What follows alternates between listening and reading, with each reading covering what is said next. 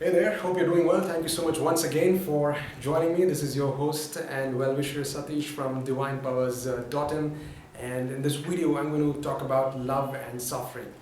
So what do you think? Does love and suffering go hand in hand? When you look back at your life, do you see moments where the person you've loved the most has hurt you? Are you still living with the same suffering? Do you still feel the pain because of that loved one who has hurt you? Well, if your answer is yes, I'd say that you have fallen into a trap, which I call I am a victim. You see, friends, when we understand the fact that the person whom we are loving the most is not loving us, or has rejected us, or is making love with someone else, what do you do? I mean, before taking up any action, what are the thoughts which cross your mind? Is it thoughts like, why did he do this thing to me? I was unsuccessful in handling this relationship, or is there something wrong with me? Then the feelings of jealous, the feelings of anger, resentment, right? I mean, sometimes these incidents cause havoc in people's life. They get mentally disturbed. They end up doing suicides or end up taking other people's life. You see, friends, what is happening in this whole episode is you're actually letting yourselves down. The other person's decision of leaving you or rejecting you or making love with someone else is their decision. It doesn't mean, okay, whatever, if they've said that I don't like you, or if they've decided to part ways, it doesn't mean that you are not worthy of love. It doesn't mean that you end up your life or you end up taking other people's life. You see? So what I'm really trying to say here is, friends, nobody can cause pain or hurt to you. It is only, for instance, in this incident, the incident happened and then we make it monumental by reliving it again and again and again. We keep playing that movie of rejection again and again in our minds, and we create hurt. You see? You ruined it all for me. It's because of you I'm here. You see, in this, if you try and understand what we're really trying to do in the name of love is we are seeking his approval. We're not really seeking his love. We want his approval.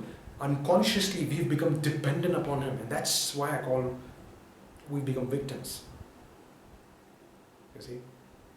And the only way out of this situation is to remind ourselves again and again, nobody can cause hurt to me, nobody can cause pain to me.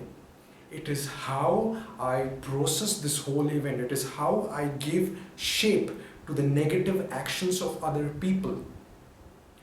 It is what meaning I give to this whole situation is harming me, is suffering me. And this choice of giving a meaning or perceiving the situation lies with us. Alright? So in case of a broken relationship, it is extremely important to forgive the other person, and more than that, it is extremely important to forgive yourself, because you allowed yourself to be a part of this relationship. You allowed the experience to be a part of your life. You see, it was your consent. You were knowing before getting into the relationship what are the possibilities of this relationship. It can either flourish or it can go down. You were knowing these things. So you have allowed yourselves to be a part of this experience. So it's extremely important to forgive the other person, and it is more important to forgive yourself for this action. Otherwise, you will not be able to recover from this loss or from this situation. And you see, I would like to just conclude this video by what I heard once in Dr. Wayne Dyer's seminar. He gave a very good example. I mean, this is something which I keep reminding myself when somebody hurts me, you see.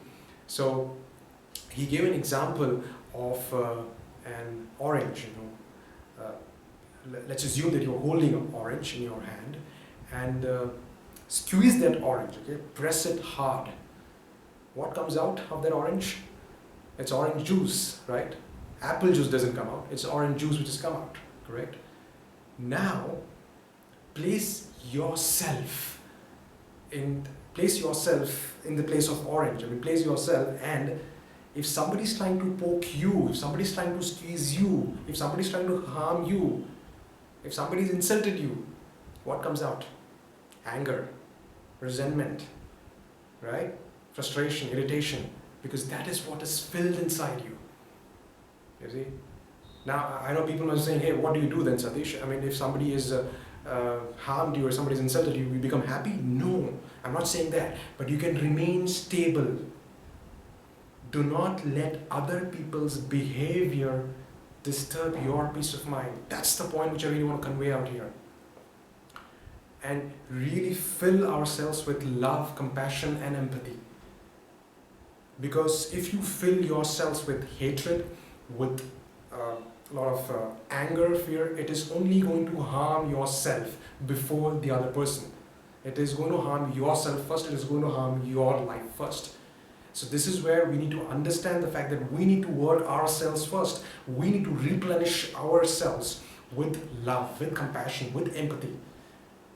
And we need to give this thing out first. You see?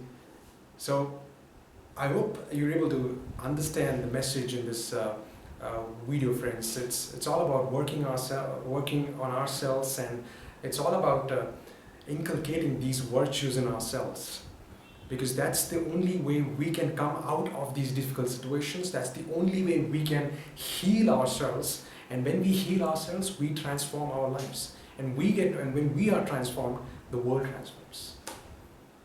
I hope this helps, friends. Thank you so much for listening to me. If you're watching this video on YouTube or Facebook, hop onto my website www.divinepurpose.in. You can catch up more videos there, and do share with me your views and comments. Do subscribe to my YouTube channel, like my Facebook page, give a thumbs down, thumbs up, whatever that is. Thank you once again for listening to me. Take care and bye.